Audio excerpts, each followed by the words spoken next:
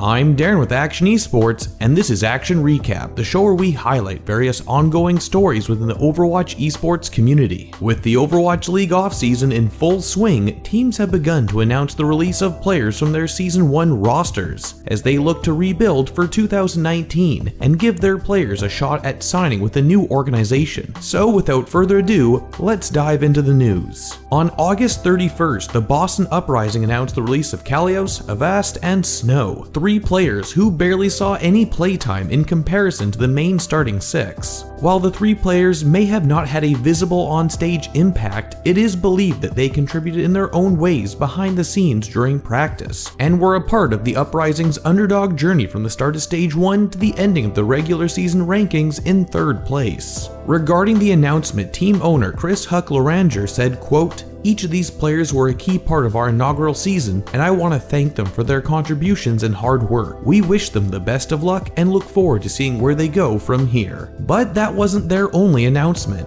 Over the weekend, the Uprising proceeded to make one of the more unexpected roster decisions seen so far, letting go one of their star DPS players, Mistakes. The Russian player stepped up to the plate mid-season after the Dreamcasper incident in his team's time of need. With Mistakes, the Uprising were able to make their unprecedented 14-game win streak, taking down the likes of the London Spitfire and NYXL, which makes it all the more shocking to see him go. Hopefully, it won't turn out to be a mistake.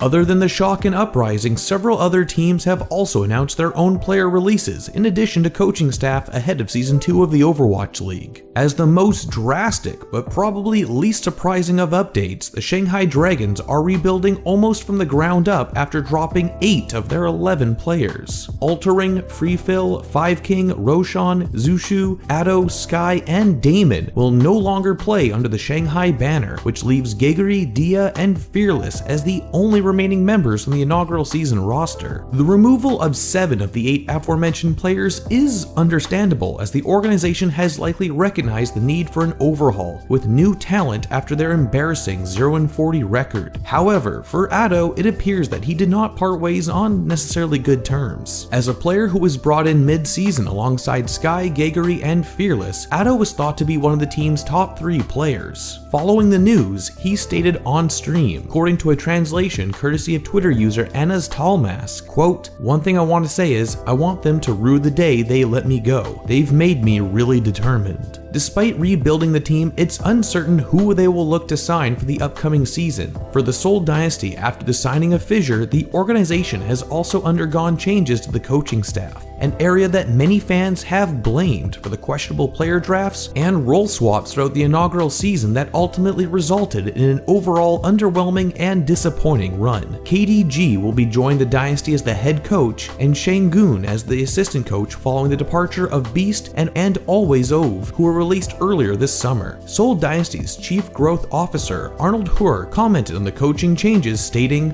"This decision was a particularly tough decision, but it was a necessary decision. Unfortunately, last season, the team failed to meet the expectations of fans and businesses, so we had to contemplate changes for the future. We are deeply grateful to our determined coaches and will always support the future." As for players, the organization has opened up 4 slots for Season 2 after announcing that one of their support players, Gambler, has retired as an active player, but will remain with the Dynasty as a streamer under their brand. The 3 other vacancies have come about following the releases of Miro, Guido, and Weekid. Now for the next set of roster updates, the Los Angeles Gladiators announced the release of iRemix, Asher, and Silkthread from their contracts with the team. This decision has led to a mixed reaction from the community. The now former Gladiators players had all demonstrated their ability to compete with the best of them, albeit with a few fumbles, but having nonetheless at one point or another earned the adulation of the community for their talent. In terms of the free agent market at the moment, many believe that these 3 won't have much difficulty finding themselves a new team, whether that be one of the original 12 or one of the expansion organizations. Similar to the Gladiators, but as less of a surprise, the Houston Outlaws have also been cutting, releasing 3 players from their starting lineup, as Fact Fiction will be entering the free agent market, whereas Clockwork and Mendo will no longer play for the Outlaws but continued to work with the team. Mendo will stay as a content creator, while Clockwork remains with the Outlaws in a staff position. It would be an understatement to say that these three did not see much playtime throughout the first season, as the team preferred to more or less stick with its starting 6 players.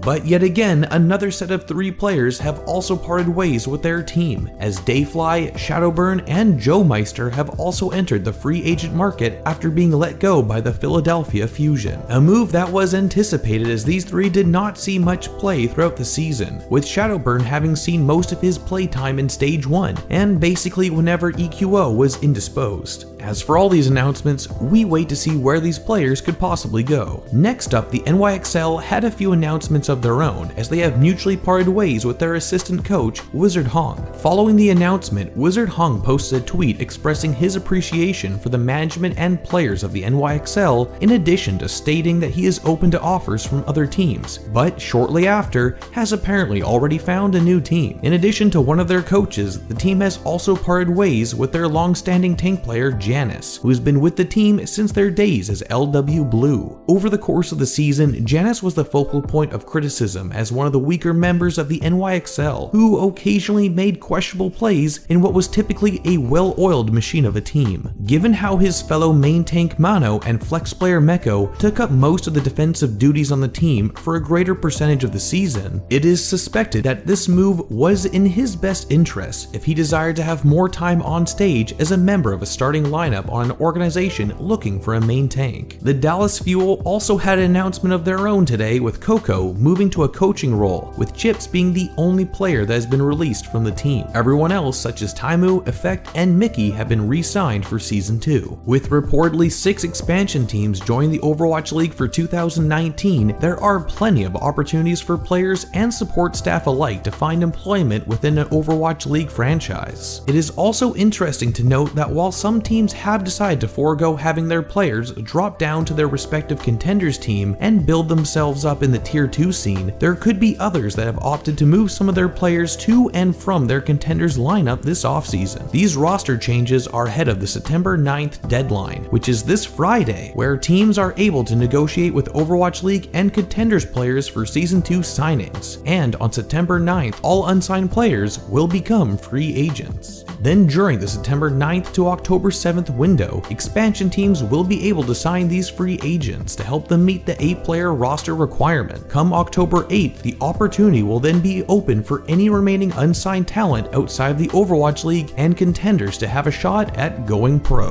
What do you make of all these announcements? Were there any in particular that stood out to you or seemed like a smart or poor decision? And of course, where do you think some of these players will end up? As always, let us know your thoughts in the comment section below. If you enjoyed this video, be sure to like and share, as it really helps out the channel quite a lot. Otherwise, be sure to subscribe and follow us on Twitter if you want to stay up to date with all of our content, and hit that bell to stay notified. This has been Darren from Akshon Esports, and we'll see you in the next one. Thanks for watching.